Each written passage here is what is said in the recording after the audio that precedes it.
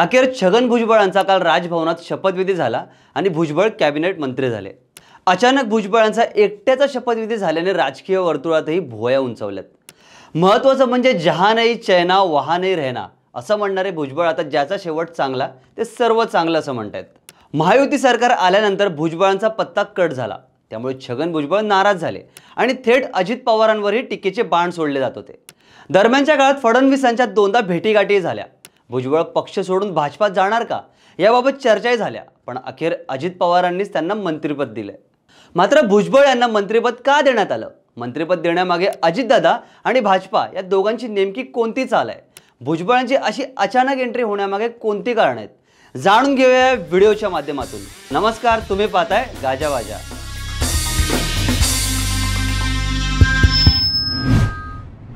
तर छगन भुजबळ यांना अखेर मंत्रिपद मिळालंय। धनंजय मुंडे यांचा राजीनामा घेतल्यानंतर जे मंत्रिपद रिकामं होतं ते आता त्यांना राष्ट्रवादीच्या कोट्यातून मिळालंय।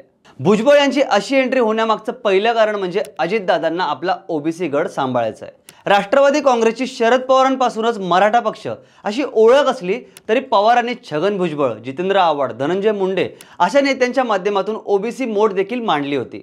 अजितदादांनी ही लिगेसी कायम ठेवायची आहे। सुरुवातीला भुजबळ डोईजड होऊ नये म्हणून अजितदादांनी धनंजय मुंडे यांना ओबीसी नेता म्हणून बळ दिलं। मात्र संतोष देशमुख प्रकरणात मुंडे अडकल्याने त्यांना राजीनामा देऊन बॅकफुटवर जावं लागलं। अशा वेळी मग मुंडेंच्या तोडीचा किंवा त्यांच्यापेक्षा अनुभवी असा भुजबळ हा एकच ऑप्शन दादांकडे होता। त्यामुळे मग अजितदादांनी सोपं ऑप्शन निवडत पुन्हा भुजबळांना मंत्रिपदावर आणलंय। भुजबळांना पुन्हा मंत्री करण्यामागे दुसरा महत्त्वाचा अर्थ म्हणजे ओबीसींची सर्व स्पेस भाजपा व्यापण्याची शक्यता। ओबीसी आतापर्यंत अनेक पक्षांमध्ये विभागला गेला होता।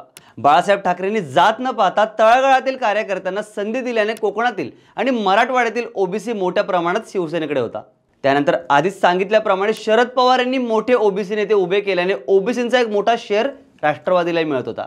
सोबतच माधव फॉर्म्युलाने भाजपाने ओबीसींना आपला पारंपरिक वोट बँक बनवण्याचा घाट घातला होता। पण आता 2025 मध्ये परिस्थिती काय?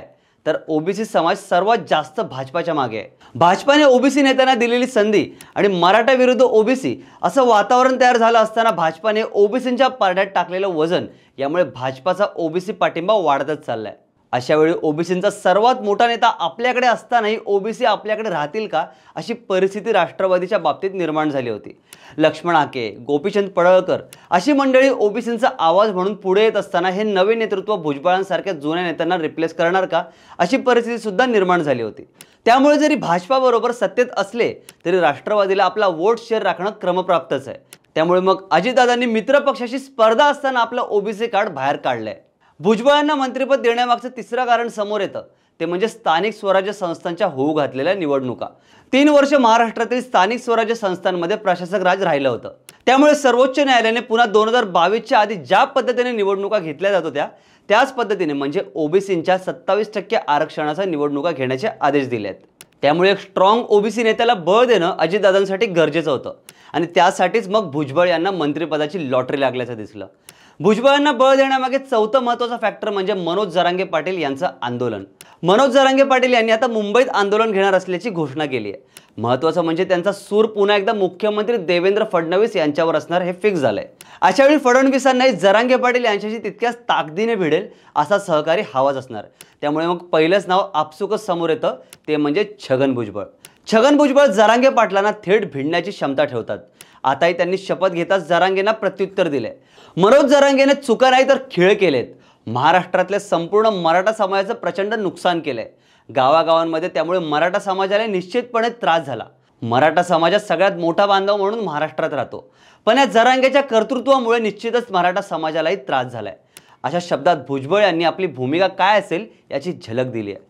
त्यामुळे भाजपाच्या भ्रष्टाचाराच्या आरोपांमुळे कधी काळी अडचणीत आलेल्या भुजबळांना आता भाजपानेच ग्रीन सिग्नल दिल्याची चर्चा आहे। महत्त्वाचं म्हणजे मधल्या काळात फडणवीस आणि भुजबळ यांची जी जवळीक वाढली होती त्या इक्वेशनचाही भुजबळ यांना फायदा झाल्याचं बोललं जात आहे। थोडक्यात काय तर भुजबळ यांची मंत्रिमंडळात पुन्हा एंट्री झाली आहे। आता या एंट्रीचे पडसाद नेमके कसे असणार हे येत्या काही दिवसातच कळेल। राजकीय विश्वातील अशाच घडामोडी जाणून घेण्यासाठी गाजावाजाला लाईक, शेअर, फॉलो आणि सबस्क्राईब करायला विसरू नका।